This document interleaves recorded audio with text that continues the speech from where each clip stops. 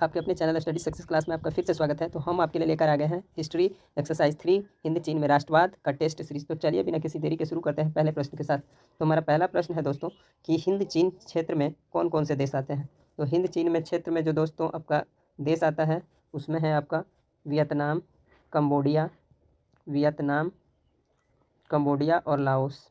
Vietnam, Cambodia और Laos.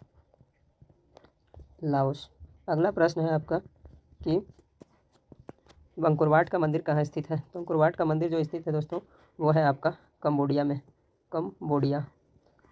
अगला प्रश्न है आपका कि हिंद चीन पहुँचने वाला प्रथम व्यापारी कौन था।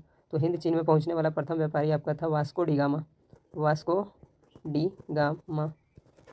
उसके बाद अगला प्रश्न है हिंद चीन में बसने वाले फ्रांसीसी क्या कहे जाते थे।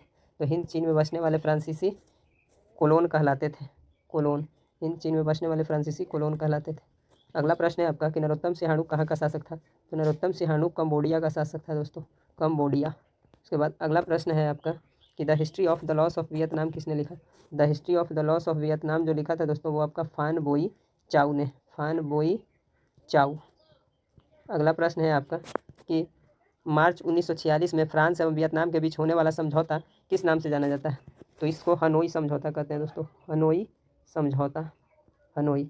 उसके बाद अगला है कि हिंद चीनी क्षेत्र को में अंतिम युद्ध समाप्ति के समय अमेरिका का राष्ट्रपति कौन था। तो निक्सन था दोस्तों अमेरिका का राष्ट्रपति। जब हिंद चीन में लास्ट युद्ध चल रहा था उस टाइम वहाँ का राष्ट्रपति निक्सन था, जॉर्ज निक्सन पूरा नाम है इसका। अगला है हुआ आंदोलन किस प्रकृति का था। तो क्रांतिकारी धार्मिक, क्रांतिकारी धार्मिक। अगला प्रश्न है आपका दोस्तों कि 12वीं शताब्दी में राजा सूर्यवर्मा द्वितीय ने किस मंदिर का निर्माण करवाया था।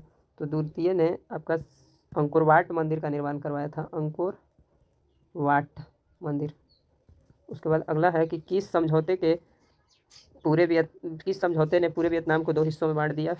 तो वो आपका था जेनेवा समझौता, जेनेवा समझौता। उसके बाद अगला है हो ची मिन्ह का बचपन का नाम क्या था। तो इसका बचपन का नाम था न्यूगन आइक वॉक, न्यूगन आइक वॉक। अगला है आपका कि अनामी दल के संस्थापक कौन थे। तो अनामी दल के संस्थापक जो थे वो थे जॉन गुएन आई, ये अनामी दल के संस्थापक थे।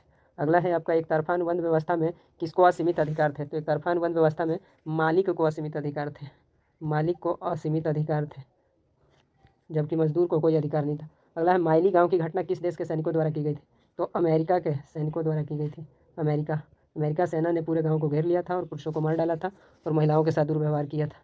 अगला है कि एजेंट ऑरेंज जहर का प्रयोग किसको समाप्त करने के लिए किया जाता था। तो एजेंट ऑरेंज जहर का प्रयोग जो है दोस्तों वो किया जाता था पेड़ पौधों को समाप्त करने के लिए। यह अमेरिका ने वियतनामी क्षेत्र के जंगलों में बहुत इसका प्रयोग किया, पेड़ पौधों को समाप्त करने। अगला है किस प्रसिद्ध दार्शनिक ने अदालत लगाकर अमेरिका को वियतनाम युद्ध के लिए दोषी करार दिया।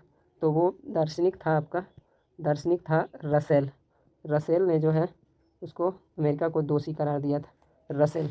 अगला है गुरिल्ला युद्ध किस तरह का युद्ध था। तो गुरिल्ला युद्ध जो है दोस्तों वो था छापामार युद्ध। जंगलों में छिपे रहते थे, इनकी संख्या कम थी और आते थे एकाएक हमला करके चले जाते थे, छापामार युद्ध। उसके बाद आपका है जेनेवा समझौता कब और किसके बीच हुआ।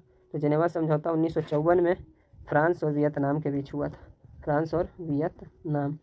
उसके बाद अगला है दोस्तों कि दुई तान होई नामक क्रांतिकारी संगठन की स्थापना किसने की थी। तो इसे फान बोई चाउ ने, फान बोई चाउ इसने ही किया था दोस्तों। तो इस तरीके से हमने 20 प्रश्नों को देखा।